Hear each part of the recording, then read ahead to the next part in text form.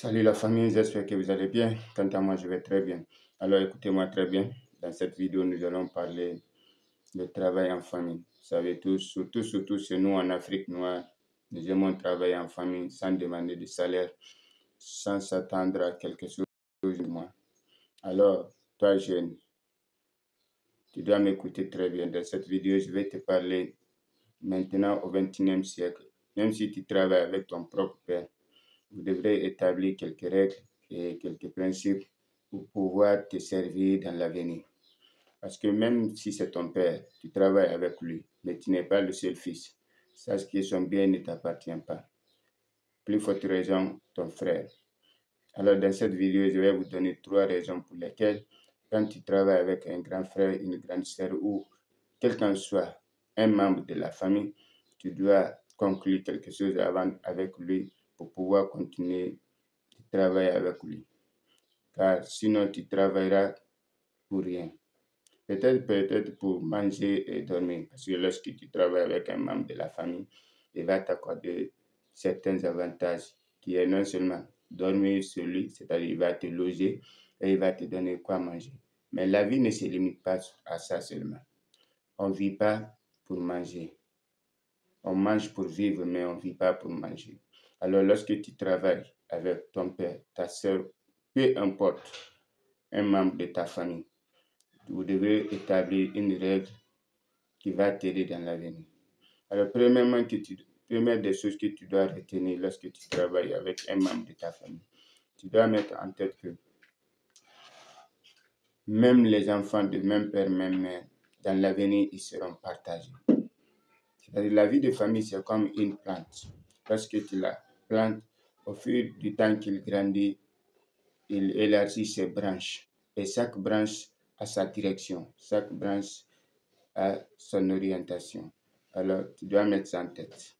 Que quelle qu'en soit la durée que tu vas passer avec un membre de ta famille dans son entreprise, peu importe le travail que vous faites, sache que son bien ne t'appartiendra pas. Alors pour cela, même si tu ne lui demandes pas de salaire, mais il doit te donner quelque chose à la fin du mois qui va te permettre d'économiser, de te préparer dans l'avenir. Deuxième des choses que tu dois retenir, un jour, tu seras appelé à être un responsable comme lui. Donc, en travaillant avec lui, tu dois beaucoup apprendre. Tu dois te comporter comme si tu étais un employé pour pouvoir comprendre, pour pouvoir apprendre quelque chose de lui. Car si tu mets en tête que tu travailles avec un grand frère, tu peux venir quand tu veux, tu peux sortir quand tu veux. Non seulement tu ne vas pas apprendre de lui la bonne manière de travail, tu ne vas pas comprendre aussi les petits secrets du moins du travail. Alors quand tu travailles avec lui, mets en tête que tu es comme un employé, même si tu n'es pas payé à la fin du mois. Mais mets en tête que tu travailles comme étant un employé. Comme ça, tu comprendras quelques secrets du travail et tu vas beaucoup apprendre avec lui, sans mettre en tête que c'est ton frère. Ça, c'est la deuxième des choses.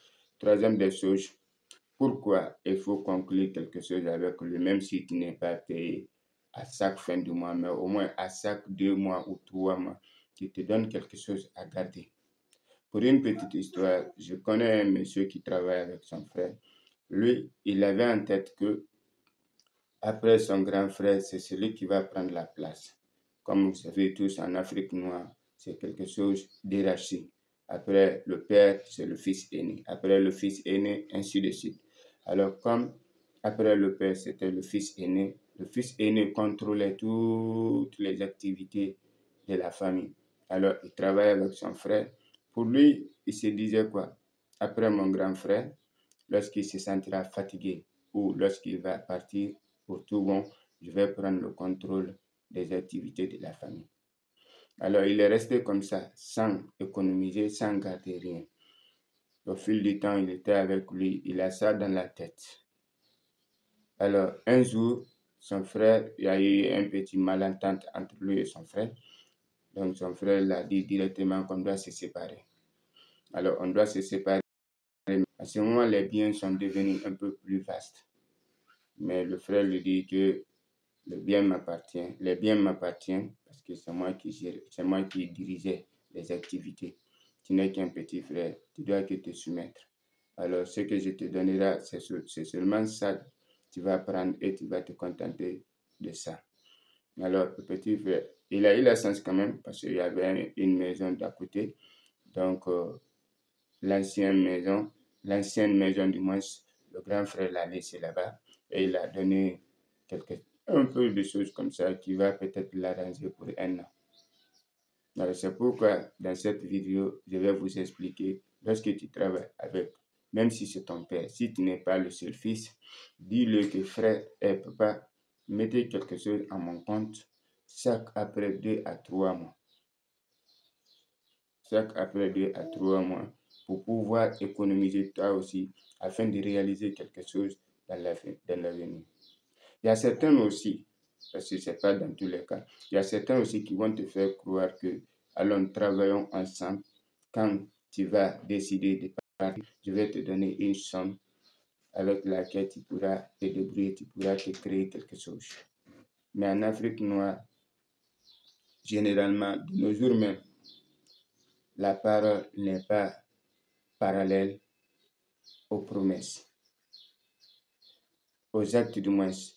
La parole est opposée aux actes. Alors, ne te dis pas que tu vas attendre jusqu'à ce moment. Non. Impose-le qu'il te donne quelque chose à chaque fin du mois et à chaque après 2 mois, 3 mois. Parce que quand tu dis chaque fin du mois, là, tu seras comme un salarié. Alors, ça va provoquer des polémiques.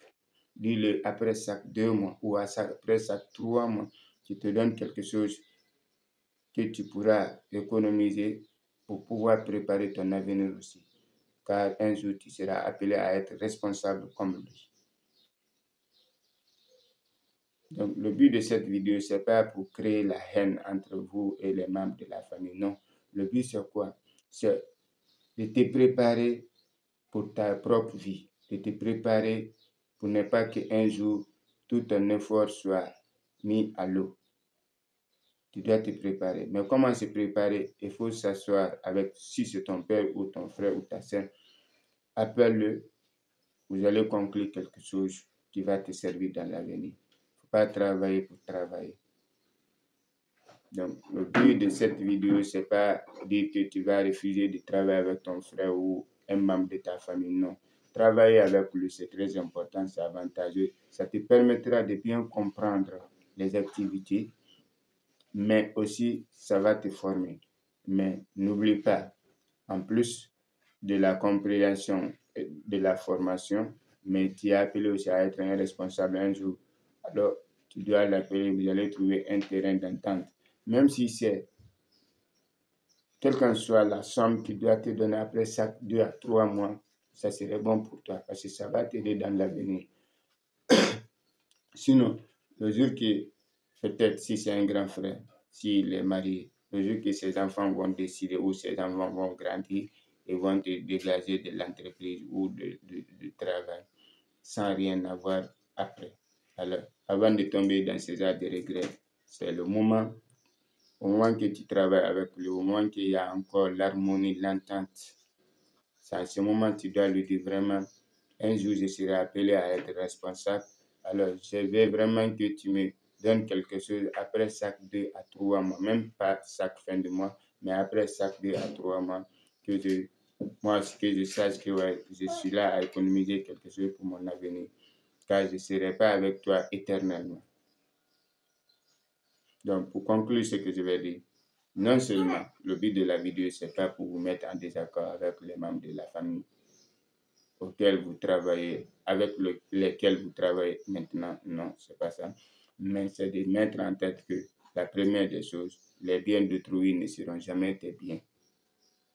Même si c'est ton père, si tu n'es pas le seul fils, ces biens ne seront jamais tes biens. Deuxièmement, tu seras appelé à être un responsable un jour.